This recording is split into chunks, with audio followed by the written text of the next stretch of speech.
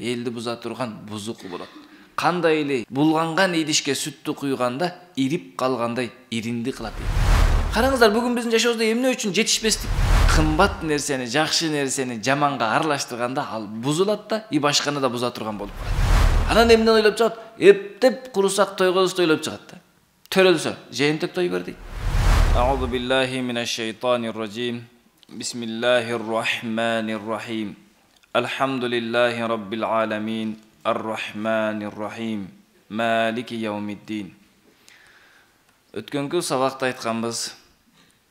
Адамдын жашоосу канчалык Куранга жакын болсо, ошончо ийгиликтүү болот, ынтымактуу болот, берекелүү болот. Канчалык Курандан адамдын жашоосу алыстаса, ошончолук ийгиликсиздик, бактысыздык болот деп.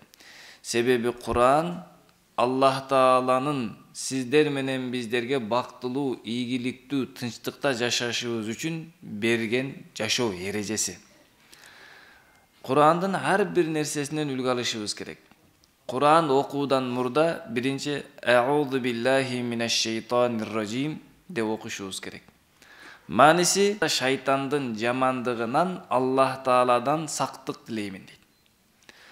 Аллах Куранда өкүм берген. Иза караатал Куран фастаиз биллахи минаш шайтанир ражим. Качан сен Куран окуй турган болсоң, анда Аллахтын рахматынан куулунган шайтандан Аллах Тааладан сактык тилегин. Эмне хикмат, эмне данышмандык, эмне нерсе бар биринчи Куран окугандан мурда Аузу биллахи минаш шайтанир ражим деп айтышыбыз керек. Экинчиси бисмиллахир рахманир рахим деп айтышыбыз керек. Аузу биллахи минаш шайтанир ражим деп шайтандан, Алланын рахматынан куулган шайтандан сактык тилегендигибиздин себеби шайтандан алыс боло албасак, шайтандын азгырыктарынан алыс болбосо Курандан пайда ала албайт. Адам жакшы нерседен пайда алыш үчүн биринчи жамандан арылуу керек да. Бир сүт иче турган болсоңуз, таза татынакай же суу иче турган болсоңуз, көрүнгөн эле идишке куя бербейсиз, биринчи аны тазалап аласыз да. Андан кийин сиз эгерде таза эмес идишке куюп алсаңыз сүт, анда ирип калат, суу булганып калат. Ал ичкенге да жарабайт, иштеткенге да жарабайт. Аны төгүш керек болот да. Ошондой эле Куран-ы Каримди баштагандан мурда инсан өткөн күнөөлөрүнө тобо кылып, андан өзүнүн ички дүйнөсүнү шайтандын азгырыктарынан жана шайтандын сыфаттарынан тазалап туруп Куран баштабаса, жүрөгүнү тазалабастан туруп Куранга кирип алган инсан Куран менен элди буза турган бузук болот. Кандай эле булганган идишке сүттү куйганда ирип калгандай иринди кылат элди. Бузат. Эмне үчүн? Себеби кымбат нерсени, жакшы нерсени жаманга аралаштырганда ал бузулат да, и башканы да буза турган болуп калат да. Эки нерсе бирикпейт да. Шайтандын эң биринчи шайтан кыла турган сыфаттары менмин деп текеберлик кылгандыгы, экинчиси көрө албастык кылгандыгы. Шайтан периштелерге сабак берген жан болгон. Аты шайтан эмес эле, Азазил болгон эле. 7 кабат асмандагы периштелерге сабак берген эле. Бирок жыйынтыгында эмне кылды? Аллах Таала Адам алейхиссаламды жаратканда, Адам алейхиссаламга илим берип, периштелерди сажда кылгыла дегенде шайтанга бир ой келди да. Мен илимдүү болчумун. Менин мээнетим көп, мен илгерки болчумун. Мен деген периштелерге сабак бергенмин. Менин окуучуларым көп. Эч ким жок мезгилде мен сабак бергенмин. Мен алгачкымын. Алгачкылар туруп кантип эле кечеги жаралган адам өтүп кетет деди дагы, көрө албастык кылып сежде кыла албай койду. Ошол үчүн эң биринчи Куран окугандан мурда жөнөкөй адам болсун, аалым болсун, эң биринчи шайтандын көрө албастык сыфатынан таза болуш керек. Көрө албастык деген эмне деген? Башка бир адамдын жашоосундагы жакшылыкты кетирүүнү каалаган сыфат.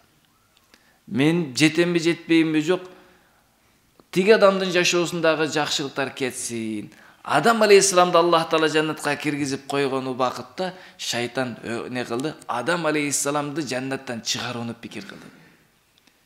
Ошол үчүн эмне кылат? Түрдүү жалааларды, тухматтарды, жалганчылыктарды ойлоп таап баштайт да. Эмне кылды? Адам алейхиссалам менен обо энебизге барып алып касам ичти. Вaqasamahuma inni lakuma laminan nasihin. Экөөгө касам ичип айтат да, албетте мен силерге жакшылык гана каалап жатамын. Ушу Аллах жебей деген дарактан жеп койгула дейт. Жамандыкка буйройт да. Сүрөтү аябай сонун келет да. Карасаңыз, эми касам ичип, ишендирип, мен силерге жакшылык каалап атам деп, салла кийип алган, колуна таяк кармап, сүлкүлдөп, жерди карап, камераны карабаган аябай сонун көрүнөт. Сыртынан карасаң, эми ичин карасаң булганып кеткен да. Ичинен өлүп калган да. Ичи өлүп калганын байкабайт экен. Касам ичип, башканы айтып, тиги жагыңдан өтүп, бугу жагыңдан өтүп сени алдайт экен. Сендеги неаматты кетишти каалап да. Эмнеге десе, мен илгерки болчумун, мен алгачкы болчумун. Эмнеге мен жаннатка кирбей ушунча периштеге сабак берсем, эмнеге бул кирип кетет деген шайтандын сыфаты бузат экен. Ошондуктан Куран окуган адам шайтаний сыфаттардан тазаланып албаса, Куран окуп туруп шайтандык кылат. Гыйбат кылат, ушак кылат, тухмат кылат, башка нерсени кылат. Жана ошондой эле Куран окуй турган адам эң биринчи дүйнөнүн сүйүүсүнөн жүрөгүн тазалап алыш керек. Эмне үчүн? Себеби дүйнөнүн сүйүүсүнөн жүрөгүн тазалабаса, Куран окуп туруп дүйнө табат. Намаз окуп туруп акчаны ойлойт. Дават кылып жүрүп дагы не кылат? Акча иштемекчи да. Карасаң даватчыбы же бизнесменби билбейсиң. Молдобу же тамакчыбы билбейсиң да. Ошол үчүн жалпы эле бүткүл шайтаний сыфаттар, азгырык сыфаттар. Аузу биллахи минаш шайтанир ражимди окуганда мен Куранга амал кылышым үчүн, Курандан пайда алышым үчүн биринчи шайтаний жаман сыфаттардан, шайтандын азгырыктарынан тазаланып алайын деп тазаланыш керек. Андан кийин бисмиллахир-рахманир-рахим, өтө мээримдүү, чексиз ырайымдуу Аллахтын аты менен жардам сурап баштайм. Эмне кылды? Биринчи шайтанды алыстатты. Экинчи эмне кылды? Аллах Тааладан жардам алууга баштады. Жаманды кетирмейинче жакшы пайда бербейт. Караңыздар, бүгүн биздин жашообузда эмне үчүн жетишпестик? Жетишпестиктин себеби туура эмес исраф иштетүүдү токтотпостон көп акча тапканга аракет кылып атабыз. Көп акча табат дагы туура эмес иштеп чыгып кетет, пайда жок да. Табасың, чыгып кетет, табасың, чыгып кетет. Эмне үчүн? Себеби жамандан сакталбастан пайда алып келсең болбойт. Ошол үчүн биринчи ауыз жамандыкты кетирелик, шайтандын сыфаттарын. Анан бисмиллахир-рахманир-рахим, Аллах Тааладын мээриминен, Аллахтын райымынан, Аллахтын жардамынан үмүт кылалы да. Ошол үчүн Абу Бакр Сиддик радыйаллаху анху пайгамбар саллаллаху Меккеден Мединага хижрат кылып келе жатканда үңкүргө киргенде биринчи айтты: Аллахтын нерсе, сиз туруп туруңуз, мен үңкүргө кирейин, зыян берүүчү нерселерди баарын тазалайын. Үңкүрдүн ичин тазалап, өзүнүн көйнөгүн айрып тешиктерге тыгып, жылан чаян чыгып жүрбөсүн деп зыяндарды кетирди дагы.